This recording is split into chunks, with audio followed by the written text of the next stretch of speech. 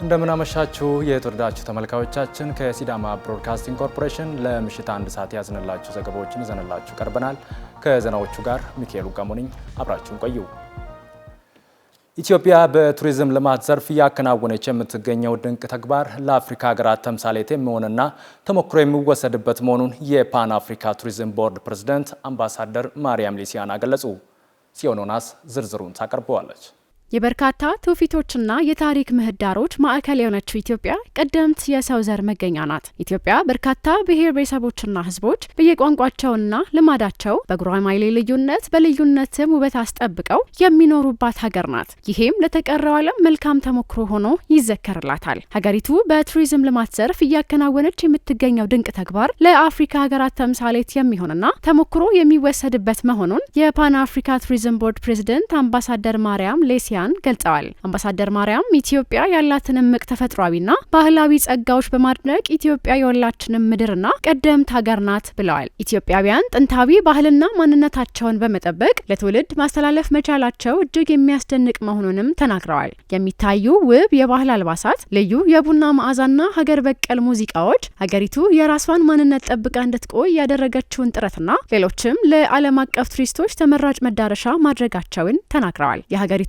የቱሪዝም እድገት ከሚያፋጥኑ መሰረታዊ ጉዳዮች መካከል የኢትዮጵያ አየር መንገድን ጥንካሬ በዋናነት አንስተዋል። አየር መንገዱ ያለው ቀልጣፋና አስተማማኝ አገልግሎት ቱሪስቶች ያለምንም እንግልት ወደ ሀገሪቱ እንዲመጡና እንዲንቀሳቀሱ ምቹ ሁኔታ መፍጠሩን አስረድተዋል። ኢትዮጵያ ንጹህ፣ ሰላማዊና የሕዝቧ እንግዳ ተቀባይነት የሚደነቅ መሆኑን የገለጹት ፕሬዝደንቷ ይህ መልካም ባህሪ የቱሪስቶችን አንዴ መጥተው ሳይወስኑ ደጋግመው እንዲመጡ የሚያደርግ መሆኑን ገልጸዋል። አህጉሪቱ ያላትን እምቅ የቱሪዝም አቅም ለመጠቀም ትብብርና ድንበር የለሽ ፖሊሲ እንደሚያስፈልግም ጠቁመው የአፍሪካ መሪዎች ለአፍሪካውያን የቪዛ ገደብን እንዲያነሱ ጥሪ አቅርበዋል። በአህጉሪቱ ሀገራት መካከል የባቡርና የፈጣን ትራንስፖርት መሰረተ ልማቶች ግንባታ ሊፋጠን እንደሚገባም ነው የጠቆሙት። በአፍሪካ ሀገራት መካከል የሚደረግ የቱሪዝም እንቅስቃሴ ለዓለም አቀፍ ቱሪዝም መሳካት መሰረት መሆኑንና አፍሪካ በዓለም የቱሪዝም ካርታ ላይ ያላትን ድርሻ ማሳደግ እንደሚገባም አስገንዝበዋል። የአፍሪካ ሀገራት ከኢትዮጵያ የቱሪዝም ልማት በርካታ ተሞክሮዎችን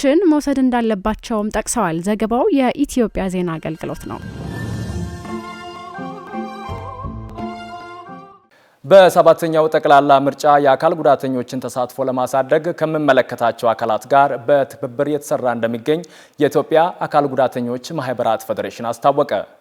ተፎካካሪ የፖለቲካ ፓርቲዎች ለአካል ጉዳተኞች ምቹ ሁኔታዎችን መፍጠር እንደሚጠበቅባቸውም ፌዴሬሽኑ አስታውቋል። ሙሉ ቀጠራ ዝርዝሩን አዘጋጅተዋለች። የኢትዮጵያ ብሔራዊ ምርጫ ቦርድ ባወጣው ይፋዊ መርሃ ግብር ሰባተኛው ጠቅላላ ምርጫ ግንቦት 24 2018 ዓ.ም የሚካሄድ ሲሆን የመራጮች ምዝገባም የካቲት 28 ቀን 2018 ዓ.ም እንደሚጀምር ይገልጻል። ምርጫ የዲሞክራሲ ስርዓትን ይበልጥ ለማጠናከርና ዜጎች ለቀጣዮቹ 5 ዓመታት የሚያገለግሉ መሪዎችን በይፋ የሚመርጡበት ነው። የኢትዮጵያ አካል ጉዳተኞች ማህበር ፌዴሬሽን ዋና ዳይሬክተር አባይነ ጉጆ የአካል ጉዳተኞችን ሁለንተናዊ ተሳትፎና ተጠቃሚነት ለማረጋገጥ ውሳኔ ሰጪነትን በሚጠይቁ አብይት ሀገራዊ አጀንዳዎች ላይ በቀጥታ ማሳተፍ ይገባል ሲሉ ተናግረዋል። አካል ጉዳተኞች ሕገ መንግስቱ የሰጣቸውን መብቶች ከሚያረጋግጡባቸው እውነቶች መካከል አንዱ ምርጫ መሆኑን አንስተዋል። ቀደም ባሉ ምርጫዎች የምርጫ ጣቢያዎች ለአካል ጉዳተኞች ምቹ ያለመሆን፣ የግንዛቤ እጥረትና በታዛቢነት የመሳተፍ እድል አነስተኛ እንደነበር አስታውሰዋል። ፌዴሬሽኑ በሰባተኛው ጠቅላላ ምርጫ የአካል ጉዳተኞችን ሁለንተናዊ ተሳትፎ ለማረጋገጥ ከኢትዮጵያ ብሔራዊ ምርጫ ቦርድ ጋር በቅንጅት እየሰራ መሆኑን ጠቁመዋል። የህግ ማዕቀፎች አካል ጉዳተኞችን ታሳቢ ያደረጉ መሆናቸውን የማረጋገጥ ስራ ከምርጫ ቦርድ ጋር በመሆን ማከናወኑን ጠቅሰው አካል ጉዳተኞች በምርጫ ታዛቢነት እንዲሳተፉ እየሰራ መሆኑን ገልጸዋል። በምርጫው የሚተገበሩ የቴክኖሎጂ ውጤቶች አካል ጉዳተኞችን ከግምት ያስገቡ እንዲሆኑና ተጠቃሚነታቸውን እንዲያረጋግጡ ከምርጫ ቦርድ ጋር በትብብር እየሰራ መሆኑን አክለዋል። በሰባተኛው ጠቅላላ ምርጫ አካል ጉዳተኞች በመራጭነትና እጩ ተመራጭነት ብሎም በአጠቃላይ የምርጫ ሂደቱ ንቁ ተሳታፊ እንዲሆኑ ተፎካካሪ የፖለቲካ ፓርቲዎች ምቹ ሁኔታዎችን መፍጠር ይጠበቅባቸዋል ነው ያሉት።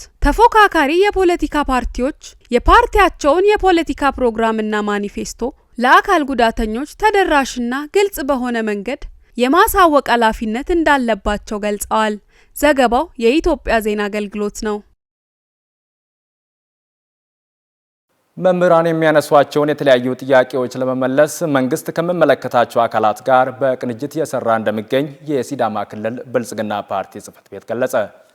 የሲዳማ ክልል መምህራን ማህበር ለክልል፣ ለዞን፣ ለወረዳና ለከተማ አስተዳደር መምህራን ማህበር አመራር አባላት ሲሰጥ የቆየው ስልጠና ተጠናቋል። ስሳይ ከበደ ላዘጋጀው ዘገባ ብሩክታይት ብርሃኑ። በማጠቃለያ መርሃ ግብር ላይ የተገኙት የሲዳማ ክልል ብልጽግና ፓርቲ የፖለቲካና ርዕዮተ ዓለም ዘርፍ ኃላፊ አቶ አስፋ ጎኔሶም ለ5 ቀናት በተሰጠው ስልጠና የመምህራን ማህበራት አመራሮቹ ባለፉት 7 ዓመታት በክልሉ የተከናወኑ የልማት ስራዎችን እንዲገነዘቡ የተደረገበት ስልጠና መሆኑን አንስተዋል። እስካሁን ድረስ በክልሉ ውስጥ ምንድነው የመጣው ለውጥ? በኢኮኖሚ በኩል የመጣው ለውጥ ምንድነው? በማህበራዊ በኩል የመጣው እንዲሁም በመልካም አስተዳደርና ዲሞክራሲ ስርዓት ግንባታ ላይ የዜጎች ሰብአዊና ዲሞክራሲያዊ መብቶች እንዲጠበቅ ከማድረግ አንጻርም ያሉ ነገሮችን አጠቃላይ ከየት ወደ የት ነው እየመጣን ነው የሚለውን አሳይተን መምህራኑ ስራዎቻቸውን በተገቢው እነሱም ጊዜያቸው በደንብ ሰውቶ ህዝብን የሚቀርጽ ዜጋን የሚቀርጽ ስለሆነ በዛ መረጃ አግኝቶ ራሳቸውም ተነሳስቶ ወደ ስራ ገብቶ ስራቸው በተገቢው እንዲወጣ ለማድረግና መምህራን በብዛት ያሉ ስለሆኑ ከመንግስት ጋርም አብረው እንዲሰሩ መንግስትንም እንዲደግፉ በእውቀትም እንዲደግፉ ምሁራኖች ናቸው፣ ዜጋ የሚቀርጹ ናቸው፣ የሚለውጡ ናቸው። ለውጥ የሚመጣው ከዛ ነው፣ ከመምህር ነው። ስለዚህ በዚህ ደረጃ ተነሳስቶ መምህራኖች ስራቸው በተሻለ አሁን ካለበት በተሻለ ሁኔታ መስራት እንዲችሉ ለማድረግ አቶ አስፋው አክለውም መምህራኑ በተደጋጋሚ የሚያነሱትን የደረጃ እድገት፣ የመኖሪያ ቤትና የሕክምና አገልግሎት የመሳሰሉ የጥቅማ ጥቅም ጥያቄዎችን ለመመለስ የክልሉ መንግስት በቁርጠኝነት እየሰራ መሆኑንም አንስተዋል። በተለይ መምህራኖች የሚያነሱት የቤት መኖሪያ ቤት ጥያቄ ነው ያላቸው። መኖሪያ ቤት ጥያቄ ለመመለስ በተለይ ይርጋለም፣ አለታ ወንዶ፣ አዋሳ ከተማ ላይ ተደራጅተው ጥያቄ እየጠየቁ ናቸው። ጥያቄያቸውን ተቀብለን በሚመች ሁኔታ ከነሱ ጋር በተለይ ከመሪዎቻቸው ከመምህራን ማህበር ኃላፊዎች ጋር ተነጋግረን ጥያቄዎቻችን በሂደት የምንመልስ እንደሆነ ነው የያዝነውና ይሄ በዚህ መልኩ የሚከድ ያለው ነገር ከነሱ ጋር እየተነጋገርን ባለው አቅም ምላሽ የምንሰጠው ይሆናል። ከዛ በተጨማሪ በተለይ የመምህራን ሐኪም ቤት ወይም ሆስፒታል ለመገንባት ጥያቄ ቀርበዋል። መምህራን ብቻ አይደለም እዛ የሚታከሙት፣ በመምህራን ስም ሆስፒታል ተከፍቶ ሁሉም ዜጎች ይጠቀማሉና በተለይ ለመምህር ቅድሚያ ሰጥተው የሚሄደው ስለሆነ ይሄ የክልሉ መንግስት ባለው አቅም ለማገዝ ዝግጁ ነው ያለው። የሲዳማ ክልል መምህራን ማህበር ፕሬዝዳንት አቶ ኢያሱ ፍቅሬም ስልጠናው በአመራር ብቃት ኩረጃን መከላከልና የትምህርት ጥራትን ማሻሻልና የመሳሰሉ ወሳኝ ጉዳዮች ላይ አተኩሮ የተሰጠ ስልጠና መሆኑንም ተናግረዋል። ስልጠናው ያው በተለያየ ርዕስ ላይ ነው ስልጠና ሲሰጥ የነበረው።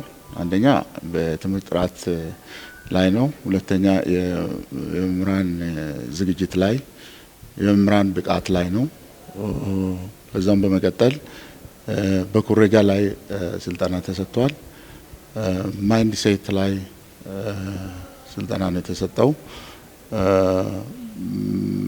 ጠቅለል ሲያደርግ በብዙ ርዕሶች ላይ ነው ስልጠና የተሰጠውና መምህሩ በቀጣይ በስራው ላይ በታማኝነት እንዲሰራና ከመንግስትም ጋር ተቀራርቦ የሚሰራበትን አቅጣጫ አመቻችቷል። አንዳንድ ያልተመለሱ ጥያቄዎችም ላይ ውይይት ተደርጎ ያ ጥያቄ በቅርብ እንደሚመለስ ስልጠናው በጣም ጥሩና መምህሩ በቀጣይ በተነሳሽነት ስራውን የሚሰራበት በመልካም ተግባር ታንጸው ዜጋውን የሚቀርጽበት በቂና ባለው እውቀት ላይ ደግሞ ተጨማሪ እውቀት ያዳበረበት ያወቀበት በክልል ላይ በመንግስት በኩልም እየተሰሩ ያሉ ልማቶችም ያየበትና አስተያየት የሰጠበት የደገፈበት ያመሰገነበት ጊዜ ነው ያለው። ስልጠናው የመምህራንን አቅም ከመገንባት ባለፈ የትምህርት ጥራት እንዲሻሻል በማድረግ ረገድ ትልቅ አስተዋጽኦ የሚያደርግ በመሆኑም ተጠናክሮ መቀጠል እንደሚገባው የስልጠናው ተሳታፊዎች ተናግረዋል። በሂደት እየመጣ ያለው ለውጥ በአሁኑ ባለው ሁኔታ ሁሉ ጋር ሲናያይዝ ከወቅቱ እንደ ወቅቱ እየተለያየ እየተጨመረ ብዙ መልካም ነገሮችም እየታዩ ያሉበት ሁኔታ ነው ያለው። ሰው ተማሪዎች ከዚህ በኋላ ወዴት እንደሚሄዱ በምን አቅም እንደሚያድጉ በዘመናዊ በቴክኖሎጂም ዙሪያ ሁሉም ነገር ተማሪዎቻችንም መምህራኖቻችንም በደንብ እየጎለበቱ አቅማቸውን እየገነቡ ጥሩ ነገርም እየታየ ውጤትም የተወሰነ ብዙም ባይጋንንም የሚታይ ነገር እንዳለ ነው ያየነው። ከስልጠና ያገኘነው መልካም ነገር የአቅም ግንባታ መምህሩ ብዙን ጊዜ አሁን ተምረን ጨርሰን ወደ ስራ ተሰማርተን አንድ ቦታ ላይ እንቆያለን። ያንን ወደ ኋላ ራሳችንን እንድናይ በትምህርት በተለያየ ነገር ራሳችንን እንድናሳድግ በአንድ ቦታ ላይ ተገድበን እንዳንቀር የሚያደርግ ጥሩ ክህሎትን የሚያሳድግ ትምህርት አግኝተናል ከስልጠናው። የበጎ ፍቃድ አገልግሎት ስራዎች ሰው ተኮር በመሆናቸው በልዩ ትኩረት እየሰራ መሆኑን የሲዳማ ክልል የእርሻና ተፈጥሮ ሀብት ቢሮ ገለጸ። ቢሮ በጠጥቻ ወረዳ ለ2 አቅመ ደካማ ቤተሰቦች ቤት ሰርቶ አስረክቧል። አመረውድ ቁርሶ ዝርዝር አላት። ለአቅመ ደካማ ቤተሰቦች ቤት ተላልፎ በተሰጠበት ስነ ስርዓት ላይ የተገኙት የሲዳማ ክልል እርሻና ተፈጥሮ ሀብት ልማት ቢሮ ኃላፊ አቶ መምሩ ሞኬ በሀገርም ሆነ በክልል ደረጃ የክረምት የበጎ ፍቃድ ስራ መንግስት በልዩ ትኩረት እየሰራ ያለበት ዘርፍ መሆኑን አንስተው እነዚህን ስራዎች ለማስቀጠል በቅንጅት መስራት ይገባል ብለዋል። የበጎ አድራጎት ስራ አንዱ ነው። በመደበኛነት ከምንሰራቸው ስራዎች በተጨማሪ በእነዚህ ስራዎች ላይም እንሳተፋለን። ከዚህ አንጻር ቤት ያጡ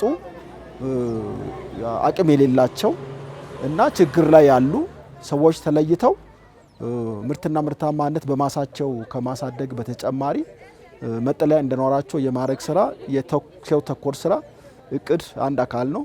በዚህ ላይ በከፍተኛ ሁኔታ እንሳተፋለን።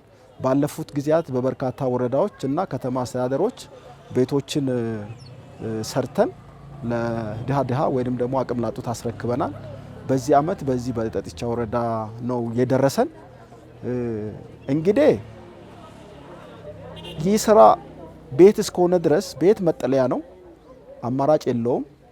አንደኛ በአንጻራዊነት አቅም የሌላቸው ናቸው። በተጨማሪ ሰፊ የሆነ መሬትም የሌላቸው ናቸው። በሶስተኛ ደረጃ ይሄ ቤት ቶሎ ይፈርሳል። የሚፈርስ ከሆነ መጠለያ ያስቸግራቸዋል። ስለዚህ ፈጥኖ ሰርቶ ፈጥኖ ማስረከብ የግድ ነው የሚለው።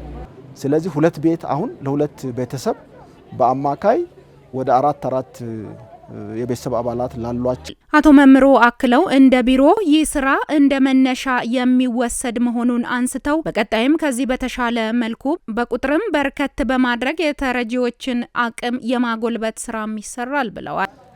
ገቢያቸው እንዲሻሻልና ቢያንስ እንዳይቸገሩ መሰረታዊ የፍጆታ ስራዎቻቸውን በዛ ማሳካት እንዲችሉ አድርገናል። በዚህ አመት ያደረግነው በተወሰነ ደረጃ የቤቱን ዲዛይን አሻሽለን ቢችሉ ሲድመኒ ወይንም ደግሞ የተወሰነ መነሻ የሚሆን ገንዘብ የሚያገኙ ከሆነ በራሳቸው የተወሰነ በንግድ የሚሰማሩበት ስልጠና ወስዶ ማለት ነው። ከዛ በተጨማሪ ደግሞ መኖሪያ ስለሆነ ክፍሎችን ለይተን አከራይተው ገቢ የሚያመነጩበትን ስርዓት እንዲያበጁ ለነሱ መኖሪያ እንደውም ደግሞ ባላቸው ቦታ መኝታና ሳሎን ወደ ንግድ መመለስ የሚችሉበትን እድልም ፈጥረን በዛ ልክ ሰርተናል። እንደ ክልል በክረምት የበጎ ፍቃድ ስራ በርካታ ስራዎች መሰራታቸውን ያነሱት የሲዳማ ክልል ሴቶችና ወጣቶች ማህበራዊ ጉዳዮች ቢሮ ኃላፊ ወይዘሮ እመቤት ኢሳያስ የዘርፉን ስራ በቅንጅት በመስራት ውጤታማ መሆን እንደሚቻልም ተናግረዋል። እንደ ክልላችን በክረምት በጎ ፍቃድ የሚሰራ በርካታ ስራዎች አሉ። በክረምት በጎ ፍቃድ የጀመረው በጋውንም ይዞ የሚቀጥል ነው። ስለዚህ በክረምት ላውንች ይደረጋል። የተለያዩ 14 ተግባራቶችን ይዘን ነው እየሰራን የቆየ ነው። ከዚህ ውስጥ ደግሞ ሰው ተኮር ነው ብለን የምናየውን በተለይ ለአረጋውያንና አካል ጉዳተኞችን መሰረት አድርገን ቤት ለሌላቸው ቤት ሰርቶ የማስረከብ ስራ እየተሰራ ነው የሚገኘው። ከዚህ መነሻነት በዘንድሮ አመት ወደ 3000 ቤቶችን ለማደስና ለመገንባት አቅደን በጋውም ጭምር ከ5000 በላይ ተሰርቶ ተላልፏል። ያ ብቻ ሳይሆን እንደ ፓርቲያችን ተልእኮ ተሰጥቶ በንቅናቄ 10,000 ቤቶች እንዲሰሩ ታቅዶ ነበረ። በዛ መሰረትም በንቅናቄ መልክ ጠቅላላ ከዞን ከክልል አንስቶ እስከ ወረዳ ድረስ በንቅናቄ በተሰራው ስራ ወደ 16310 ቤቶች ተሰርተዋል። እዛ ውስጥ በርካታ ቤተሰቦችን ከተለያየ ከችግር ማውጣት ተችሏል ማለት ነው። ለምሳሌ አቨሬጅሊ ብንወስድ አንድ ቤት ውስጥ ከ6 እስከ 10 ቤተሰብ ይኖራሉና በአቨሬጅ 6 ያክል ይኖራሉ ብለን ብናስብ ወደ 100,000 የተጠጉ ቤተሰቦችን በአውሬ ከመበላት በጎርፍ ከመወሰድ በፀሐይ በተለያየ በሐሩር ከመሰቃየት አድነናል ማለት ነው። ይሄ በጎ ስራ ደግሞ ህብረተሰቡ ውስጥ እጅግ በጣም እየሰረጸ መጥቷል። ቤት የተሰራላቸው አቅመ ደካማ ቤተሰቦችም ከዚህ ቀደም ካሳለፉት ችግር በመላቀቃቸው እጅጉን መደሰታቸውን ነግረውናል። በሐዋሳ ከተማ የተሰራው የኮሪደር ልማት ስራ በከተማዋ የቱሪስት ፍሰትን ይበልጥ የሚጨምር ነው ሲሉ የከተማዋ ነዋሪዎች ገለጹ። የነዋሪዎችን ሐሳብና አስተያየት ክብረ በዓል መላኩ አሰባስባለች፣ እንደሚከተለው ይቀርባል። በአየር ንብረቷና በተፈጥሯዊ ውበቷ ስሟ ገናና የሆነው ሐዋሳ ከተማ አሁን ደግሞ እየተሰራ ባለው የኮሪደር ልማት ውብና ማራኪነቷ ይብስ ጨምሮ የተለየን ገጽታ ላብሷታል። በከተማዋ እየተሰራ ያለው የኮሪደር ልማት በአጭር ጊዜ በዚህ ልክ መሰራቱ እንዳስገረማቸው የተናገሩት በከተማዋ ሲንቀሳቀሱ ያገኘናቸው አስተያየት ሰጪዎች የተሰራው ስራ ሐዋሳን ከተማ ልዩ ውበትና ገጽታ አላብሷታል ብለዋል። እኔ አጋጣሚ ስራዬ ሹፍርና ነው። ሾፌር ነኝ። ሐዋሳን ለየት የሚያደርገው የተለያዩ የኢትዮጵያ ከተሞችን በኮሪደር ስራ አይቻቸዋለሁ። የተለያዩ ሐዋሳን ግን ለየት የሚያደርገው በጣም በአጭር ጊዜ መሆኑ እጅግ በጣምም በላይ የሚደንቅ ነገር ነው ለኔ። ይሄ ኮሪደር ከተሰራ በኋላ በፊት የነበረች ሐዋሳ ተለውጣ ነው ያየነው። እውነቱን ለመናገር አሁን በተግባር እያየን ነው። ሰው ሁሉ ወደዚህ እየጎረፈ ነው ያለው።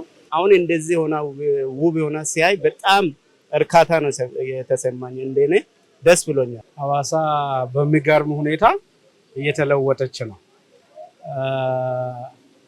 አድረን ባየን ቁጥር በንጋታው ለየት ያለ ነገር እያየን ነው።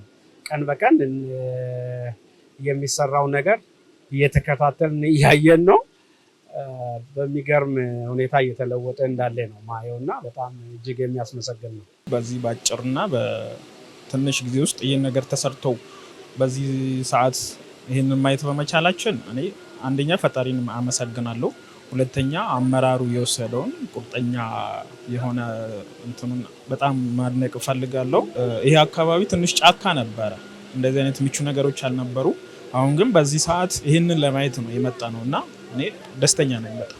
ከዚህ ቀደም የነበሩ መንገዶች ለእግረኞች ጠባብና ምቹ ያልነበሩ መሆናቸውን ያስታወሱት አስተያየት ሰጪዎች አሁን ግን በኮሪደር ልማት ስራው የእግረኛ የብስክሌትና የሌሎች ተሽከርካሪ መንገዶች ከመለየታቸው ባሻገር ከበፊቱ ጋር ሲነጻጸር ሰፊ ልዩነት እንዳለውም ተናግረዋል። ከዚህ ቀደሙ መንገዶቻችንን ስናይ እንደዚህ ሁሉን ያቀፈ አይደለም። አሁን ላይ ግን ለቱል የሚሆን ስራ ነው የተሰራው። ሁሉን አቀፍ ነው። ሳይክል የሚሄድበት፣ እግረኛ የሚሄድበት፣ አይነ ስውራን የሚሄዱበት፣ በአንዴ 6 መኪና የሚንቀሳቀስበት አስፋልት ነው ያለው። ይሄ ለትውልድ የተሰራ። ከዚህ በፊት ይሄ መንገድ ሀይቅ ዳር አካባቢ ነበረ።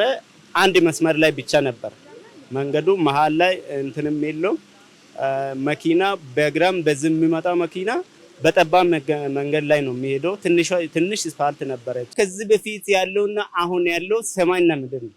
አልጠበቅንም፣ እንደዚህ ይሆናል ብለን አልጠበቅንም ነበር። አሁን ሰው እንደፈለገ እየተንቀሳቀሰ ነው። በጣም ልዩነት አለ። ልዩነቱ ይሄ ነው የሚለው ነገር አይደለም። እኛ ያው የሚሰሩ አካላቶችን ያው ፈጣሪ ይርዳቸው፣ እግዚአብሔር ጨማምሮ እንደዚህ ሀቀኝነትን ያብዛላቸው ማለት ነው የምፈልገው።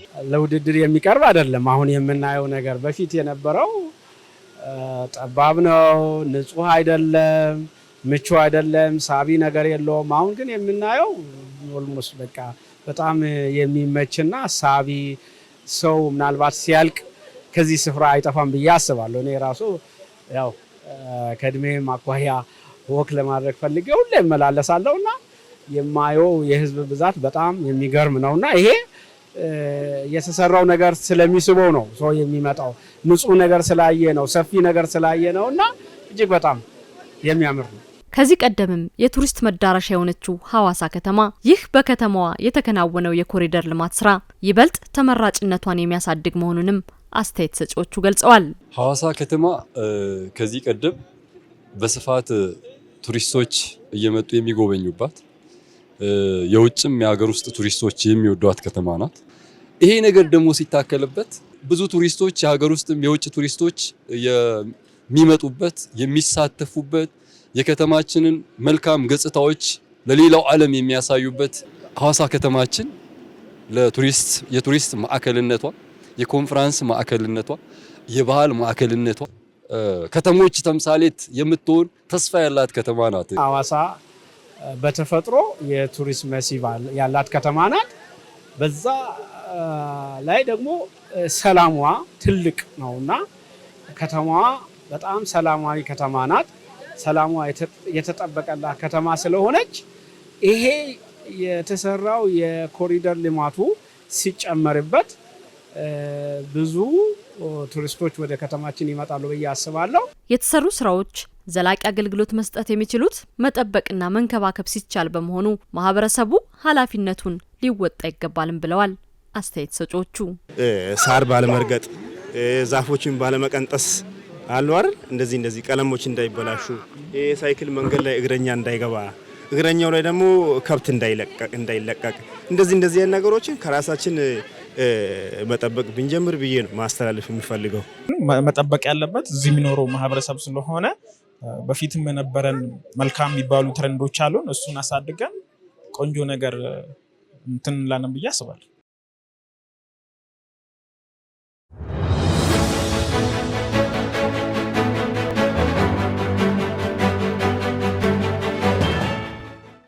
ቀጥለናል። የተወደዳችሁ ተመልካዮቻችን፣ አሁን ደግሞ ከውጭ ምንጮች ወዳገኘነው ዜና አለፍን።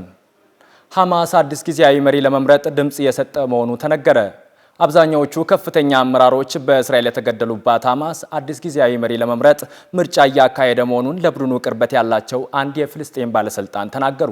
ማርያማዊት ብጻተ እንደሚከተለው ዝርዝሩን አዘጋጅተዋለች። ድምጽ የመስጠት ስነ ስርዓቱ እየተካሄደ ያለው በጋዛ በወረራ በተያዘው ዌስት ባንክና በሌሎች ስፍራዎች በሚገኙ የሐማስ አባላት መካከል እንደሆነም ተገልጿል። በድህረ ጦርነት ስለሚኖረው የጋዛ አስተዳደር የመልሶ ግንባታ ጥረትና በአካባቢው የሚገኙ ታጣቂ ቡድኖችን በተመለከተ አሜሪካና ሌሎች አሸማጋይ አካላት ንግግር እያደረጉ ባሉበት ወቅት የሚካሄደው የዚህ ምርጫ ውጤት ቡድኑ ምን አይነት አቅጣጫ ለመከተል እንዳለመ የሚጠቁም ሊሆን ይችላል ተብሏል። ሐማስ ምርጫውን የሚያካሂደው እስራኤል በጋዛ ጦርነት በወሰደችው እርምጃ በአብዛኞቹ ከፍተኛ አመራሮቹ መገደላቸውን ተከትሎ ነው። ለጉዳዩ ቅርበት ያላቸው ምንጮች እንደተናገሩት ጋዛ ውስጥ የሚገኙት አብዛኞቹ ሰዎች ድምጻቸውን ሰጥተዋል። ሂደቱ በሌሎች ቦታዎችም ተመሳሳይ ደረጃ ላይ ደርሶ እንደሆነ ግን እስካሁን አልታወቀም። በዚህ ሂደት የሚመረጠው አዲስ መሪ ለ1 ዓመት ስልጣን ላይ እንደሚቆይ መረጃዎች ይጠቁማሉ። የጋዛ ሰርጥን የሚያስተዳድረው ሐማስ ካለፉት ዓመታት ወዲህ ዌስት ባንክ ውስጥም ያለው ድጋፍ እየጨመረ ነው። ይሁን እንጂ ዌስት ባንክ ውስጥ ባሉት የእስራኤል ጦርና የፍልስጤም አስተዳደር የጸጥታ ኃይሎች ምክንያት በስፍራው የሚያደርገው እንቅስቃሴ በከፍተኛ ሁኔታ የተገደበ ነው። ከ2 ዓመት ጦርነት በኋላ በአሜሪካ አደራዳሪነት ባለፈው ጥቅምት ላይ የተኩስ አቁም ስምምነቱ ተግባራዊ የተደረገ ሲሆን የስምምነቱ ቀጣዩን ምዕራፍ በተመለከተ የሚደረገው ድርድር ቀጥሏል። የሐማስ ዋና መሪ የነበሩት ያህያ ሲንዋር በአውሮፓውያኑ ጥቅምት 2024 ጋዛ ውስጥ በእስራኤል መገደላቸው ይታወሳል። የቡድኑ የፖለቲካ መሪ የነበሩት ኢስማኤል ሃኒዬም ከ3 ወራት ቀድመው በኢራን ውስጥ በእስራኤል ጥቃት ተገድለዋል። የሐማስ ወታደራዊ አዛዥ መሐመድ ደይፍም እስራኤል ጋዛ ውስጥ በፈጸመችው የአየር ጥቃት የተገደሉት በተመሳሳይ ወር ነበር። ሃኒዬና ሲንዋር ከተገደሉበት ጊዜ አንስቶ የሐማስ ዋና መሪነት ስልጣን ማንም ሳይሾምበት ክፍት ሆኖ ቆይቷል። የቡድኑን እንቅስቃሴ ሲመራ የነበረው መቀመጫውን ኳታር ውስጥ ባደረጉት መሐመድ ዳርዊሽ የሚመራ ጊዜያዊ ኮሚቴ ነበረ። በሐማስ ሕግ መሰረት የቡድኑ ዋና ኃላፊ የሚመረጠው ጋዛን፣ ዌስት ባንክን፣ በእስራኤል የሚገኙ ፍልስጤማውያን እስረኞችና በውጭ ሀገር የሚገኙ ባለስልጣናትን በሚወክለው የአጠቃላይ ሹራ ምክር ቤት ነው። መረጃው የቢቢሲ ነው። የተወደዳችሁና የተከበራችሁ ተመልካቾቻችን ከሲዳማ ብሮድካስቲንግ ኮርፖሬሽን ለምሽት 1 ሰዓት ያዝንላችሁ ዜናዎች የተከታተላችሁትን ይመስሉ ነበር።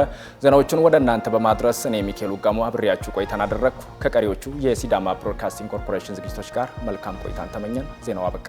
ሰላም።